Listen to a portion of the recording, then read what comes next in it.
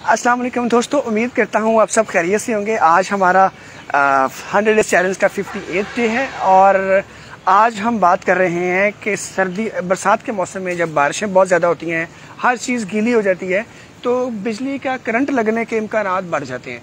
और बहुत सारे मरीज़ हमारे पास एमरजेंसीज में आते हैं जिनको बिजली का करंट लगता है। करंट लगने से हाथ जल जाता है, करंट लगने से बाज़ का खुदा न खास्ता वो बर्न इंजरी पूरे जिस्म में हो जाती है। बाज़ का करंट लगने की वजह से वो हिस्सा शाल हो जाता है, बाज़ का करंट लगने की वजह से हार्ट का प्रॉब्लम हो जाता है। और इसी तरह जितनी देर के लिए करंट लगता है और जितना हैवी करंट लगता है उसके मुताबिक जिस्म के अंदर ना वो ख़राबी पैदा होती है।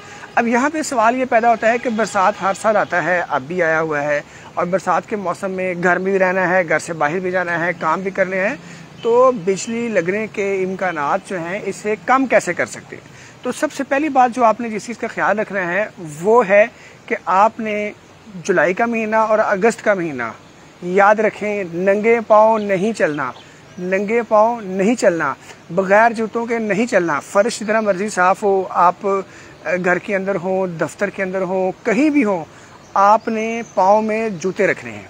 जिसका मकसद क्या है? मकसद ये है कि जब पाँव में हमारे जूते होंगे तो जूते जब हमारे पाँव में होंगे तो ज़मीन और हमारे जिस्म के दरमियान में राब्ता नहीं होगा, कांटेक्ट नहीं होगा, जिसे कहते हैं अर्थिंग।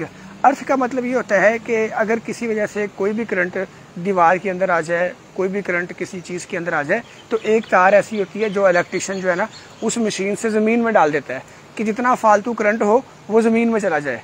तो जिस किसी मौके पे अगर किसी बिजली के आले के अंदर या जो स्विच बोर्ड है उसके अंदर जो है ना करंट आ जाए और उधर से हमने उसको उंगली टच कर दी है और पाँव में जूता नहीं है, तो असल में हमारा जिस्म जो है वो तार बन जाता है कि जिसके करंट वहाँ से निकल के ज़मीन के अंदर चला जाएगा।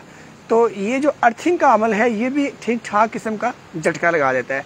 जो अर्थिंग होती है आमतौर पे ये इतनी शदीद नहीं होती, इसे झटका लगता है, लेकिन जो फुल बिजली का करंट होता है वो भी इसी तरीके से लगता है। नंगे पाँव नहीं चलना, नंगे पाँव चलने की वजह से या नंगे पाँव रहने की वजह से बिजली का झटका लगने के इम्कानात बढ़ जाते हैं। कल का ही वाक़या है, मैं खुद जब हॉस्पिटल से वापस घर आया, मैंने अपने शूज़ उतारे, मैंने सॉक्स पहनी हुई थी, मैंने जाके कंप्यूटर को ऑन किया, बच्चों को कुछ कंप्यूटर के ऊपर बताना था, और जैसे मैंने कंप्यूटर की बॉडी को टच किया, चूँकि वो मेटल की बनी हुई है, तो मुझे ठीक ठाक सनसनाहट शुरू हुई। फौरी तौर में मैंने फिर चप्पल पहनी, जूता पहना। फिर मैंने अपने बच्चों को भी इंस्ट्रक्शंस दी कि बेटा अब आपने 2 महीने के लिए, खासतौर जब तक बारिशें हैं, चीज़ें गीली हैं, नंगे पाँव नहीं रहना, पाँव में जूता पहन के आपने जो है ना वो रहना है। चप्पल पहनी हो, कोई भी चप्पल पहनी हो, ताकि ज़मीन पे अर्थिंग ना हो, नंबर 1। दूसरी बात कि आपने ये ख्याल रखना है कि कोशिश कीजिए कि किसी भी स्विच बोर्ड को जो गीला हो, या जैसे घरों की डोर बेल होती है आमतौर पर, डोर बेल को जब दबाने की कोशिश करते हैं, किसी घर जाते हैं, तो डोर बेल भी करंट लगने की एक बड़ी वजह है। तो घर से बाहर की जो चीज़ें हैं, जैसे बिजली के खंभे होते हैं, बिजली की तारें हैं, बिजली के खंभे और उसके करीब अगर पानी खड़ा हुआ हो तो वहाँ भी हरगिज़ मत गुजरें। और ख़ास तौर पे बिजली के खंभे और जब पानी खड़ा हो, अपने बच्चों को भी उसमें ना जाने दें, क्योंकि ऐसा मुमकिन है कि तारे खंभे के ऊपर हैं, तार टूटी हो तो नज़र आ जाती है ना कि करंट नीचे आया हुआ है, लेकिन कई दफ़ा तारे खंभे भी होती हैं, फिर भी खंभे के ज़रिए करंट आ रहा होता है और वो ज़मीन के अंदर मौजूद होता है, वो भी करंट लगने का बायस बन सकता है, और वो बड़ा हैवी करंट होता है जिससे मौके पे भी इंसान की डेथ हो सकती है। तो इसलिए इस चीज़ का ख्याल रखना है कि बिजली की तारों को, जो बिजली के खंभे होते हैं और घरों की डोर बेल जो है, जब अपने बाहर कहीं होना है तो उसको आपने दबाने से गुरेज करना है या नहीं दबाना, या उससे महफूज रहना है, बचने की कोशिश करनी है। और अगर कभी नौबत आ जाए तो लाजमी तौर पे कोशिश कीजिए कि एक पेन ले लें, पेंसिल ले लें प्लास्टिक की, उसके ज़रिए डोर बेल को अपने जो है ना वो दबाना है और दबा के अपना काम लेना है। या अपने हाथ के ऊपर जो है ना आप कोई शॉपर चढ़ा लें, शॉपर भी जब चढ़ा लेंगे हाथ के ऊपर तो वो उससे कांटेक्ट नहीं होगा, ठीक है।